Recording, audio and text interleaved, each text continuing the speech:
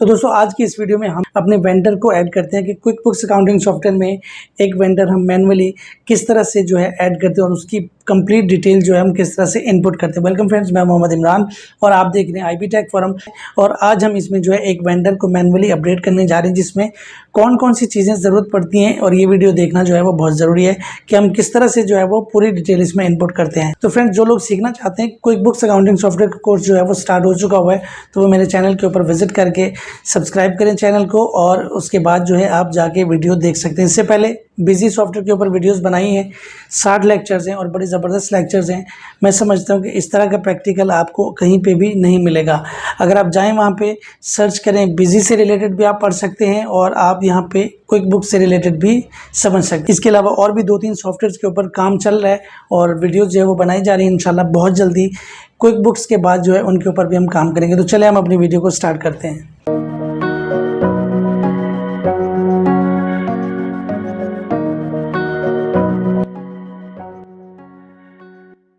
तो फ्रेंड्स, मैं अपने पीसी पर आ चुका हूँ। सबसे पहले यहाँ पे मैं अपने सॉफ्टवेयर को जो है ओपन करता हूँ। पहले हमने जो है वेंडर के डैशबोर्ड को समझा था, आज हम डायरेक्टली एक जो है वेंडर को क्रिएट करने जा रहे हैं।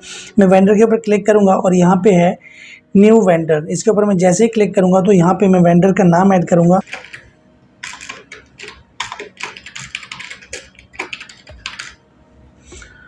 अच्छा, यहाँ पे ये वाली फील्ड है ओपनिंग बैलेंस। अब ये ओपनिंग बैलेंस क्या है, यानी ओपनिंग बैलेंस से मुराद ये है कि अगर आप दूसरे सॉफ्टवेयर पे पहले काम कर रहे थे और कोई ऐसा वेंडर है जिसका जो है अभी बैलेंस बाकी है, उसको जो है अभी पेमेंट हमने देनी है, तो वो जितना भी बैलेंस होगा यहाँ पे आपने as a opening balance show करना है। मिसाल के तौर पे उसको 10,000 हमने देना था, तो यहाँ पे हम जो है 10,000 ऐड कर देंगे। तो फिलहाल मैं इसको यहाँ से हटा देता हूँ। इसी तरीके से ये इसकी डेट है, आज की डेट में ये वेंडर जो है ऐड किया जा रहा है। तो नेक्स्ट जो है कंपनी नेम, मिसाल के तौर पे FS इलेक्ट्रॉनिक्स,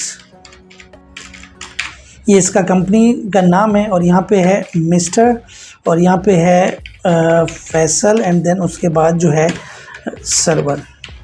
ठीक है, तो यहाँ पे हमने फुल नेम भी उसका ऐड कर दिया। इसके बाद अगर आप कोई डिटेल ऐड करना चाहें, जॉब टाइटल जो है, मैं यहाँ पे जॉब टाइटल उसका लिखता हूँ। यहाँ पे मैं लिखता हूँ इलेक्ट्रॉनिक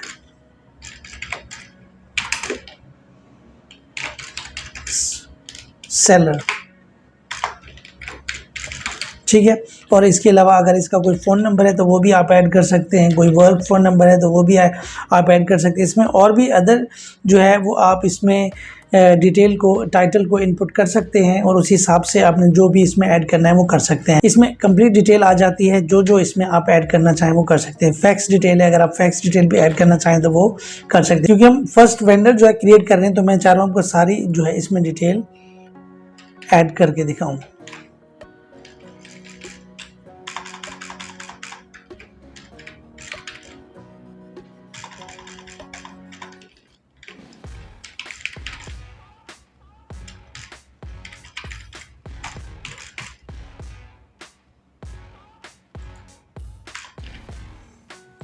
CC में अगर आप किसी को रखना चाहें, वेबसाइट है, वेबसाइट अगर आप यहाँ पे कोई इनपुट करना चाहें तो उस हिसाब से कर सकते हैं। यहाँ पे है पेमेंट सेटिंग। पेमेंट सेटिंग में आए, यहाँ पे आपने अकाउंट नंबर दे देना है। इसके अलावा पेमेंट टर्म्स हैं, ये थोड़ा मैं आपको समझा देता हूँ।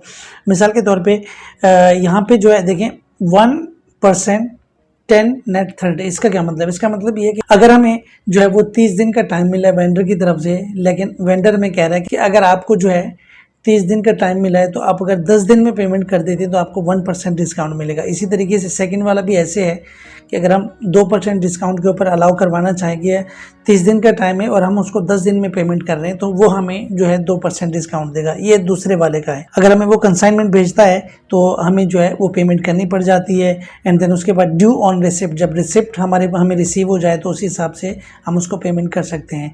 अच्छा जी, इसमें नेट 15 डेज़ 15 दिन के अंदर अंदर पेमेंट करनी है, नेट 30 डेज़ के अंदर अंदर पेमेंट करनी है, और नेट 60 डेज़ के अंदर अंदर जो है पेमेंट करनी है। जब भी हम कोई आइटम परचेज़ करेंगे तो ये पेमेंट टर्म्स हैं कि आइटम परचेज़ करने के बाद हम कब उनको जो है पेमेंट करेंगे। तो मैक्सिमम 30 डेज़ जो है हम यहाँ पे सेलेक्ट करते हैं। 30 दिन का टाइम तो होता ही है। अब यहाँ पे क्रेडिट लिमिट, अगर हम क्रेडिट लिमिट में जाएँ, 10 लाख यहाँ पर लिखता हूँ मैं, तो जब भी हम उससे आइटम परचेज़ करेंगे तो वो हमें 10 लाख की क्रेडिट लिमिट यानी उधार पे जो है वो हमें सामान देगा। 10 लाख तक का जो है उसने अलाउ किया कि हम आपको 10 लाख का जो है वो उधार पे सामान दे सकते हैं, इसके अलावा जो है हम नहीं दे सकते।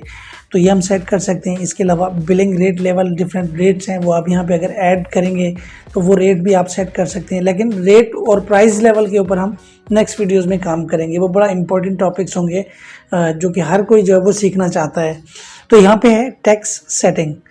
टैक्स सेटिंग है, आप वेंडर टैक्स आईडी भी यहाँ पे ऐड कर सकते हैं। इसके अलावा जो है यहाँ पे है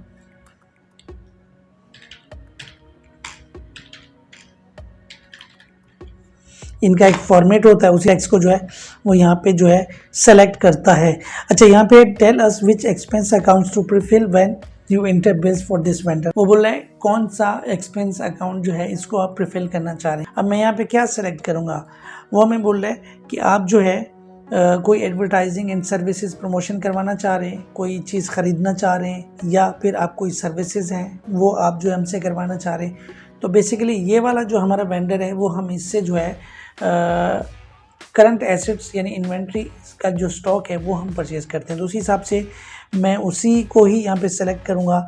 अगर मैंने अकाउंट नहीं बनाया यहाँ पे तो देख लेता हूँ मैं, अगर अकाउंट है तो हम सेलेक्ट कर लेते हैं यहाँ पे, ठीक है।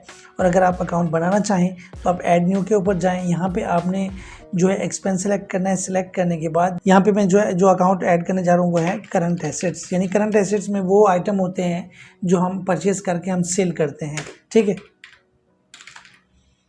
और यहाँ पे इसको मैं रहने देता हूँ और सेव करता हूँ। सेव करने के बाद सेकंड पे है वो बोल रहा है कि यहाँ पे जो है 3 जो है मैक्सिमम आपने फील्ड सेलेक्ट करनी है। इसमें भी मैं करंट एसेट्स और दूसरे में मैं कोशिश करता हूँ कोई डेप्रिसिएशन यानी फिक्स एसेट वाला जो है मैं अकाउंट जो है वो पिक करता हूँ। फिक्स एसेट भी हमें जो है वो परचेज़ करने होते हैं अपने ऑफिस के काम करने के लिए।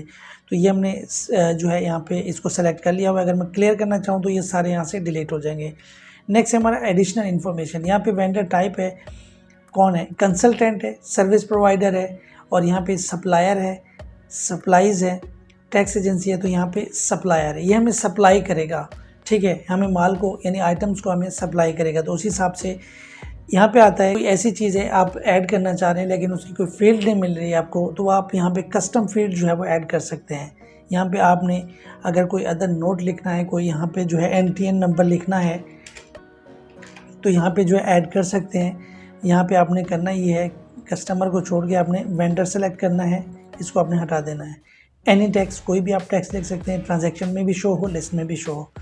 ओके करता हूँ एंड देन यहाँ पे NTN नंबर जो है इसका ऐड कर देता हूँ एंड देन उसके बाद मैं ओके करता हूँ। जैसे ही ओके करूँगा तो हमारा एक वेंडर जो है वो ऐड हो गया। वही कंप्लीट इन्फॉर्मेशन है। देखिए, इससे पहले हमने समझा डैशबोर्ड और इस वीडियो को अगर मैं मिक्स कर देता तो हमें कुछ भी समझ में नहीं आता।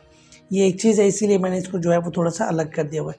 अब जो भी इस वेंडर से रिलेटेड ट्रांजैक्शंस होंगी वो यहाँ पे जो है शो होती जाएंगी। अब आप यहाँ पे कोई अटैचमेंट लगाना चाहें, वेंडर की कंपनी की पिक्चर लगाना चाहें, कोई लोगो लगाना चाहें, या कोई इसका जो है कोई और आपने पिक्चर ऐड करनी है वो कर सकते हैं।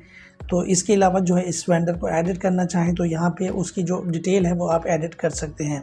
अच्छा, एक चीज़ हमने ऐड नहीं की थी, ये इसका वो एड्रेस है जहाँ से वो हमें बिल भेजेगा। अब दूसरा एड्रेस कौन सा है, जहाँ से वो हमें सामान भेजेगा। यानी एक उसका एड्रेस है, उसका हेड ऑफिस अलग है, उसकी ब्रांच अलग है, जहाँ से वो हमें आइटम को जो है वो भेजता है, तो वो है शिफ्ट फ्रॉम।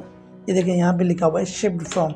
अगर आप इसी एड्रेस को रखना चाह रहे हैं तो डायरेक्ट कॉपी के ऊपर क्लिक करें, अदरवाइज़ अगर कोई और एड्रेस देना चाह रहे हैं तो वो भी आप यहाँ पे ऐड कर सकते हैं। यहाँ पे भी आप एड्रेस ऐड कर सकते हैं, यहाँ पे भी ऐड कर सकते हैं। मैं फ़िलहाल इसको यही वाला कॉपी करके ऐड कर देता हूँ यहाँ से, और इनमें से कोई भी एड्रेस आप अपडेट करना चाहें, एडिट करना चाहें तो वो कर सकते हैं। मैं इसको ओके करता हूँ यहाँ से। तो फाइनली हमारा एक वेंडर जो है यहाँ पे अपडेट हो गया हुआ है। तो यहाँ तक हमारा जो है ये टॉपिक ख़त्म होता है। इंशाल्लाह मिलते हैं हम मल्टी वेंडर के टॉपिक के साथ। इमरान को इजाज़त दीजिए। अल्लाह हाफ़िज़।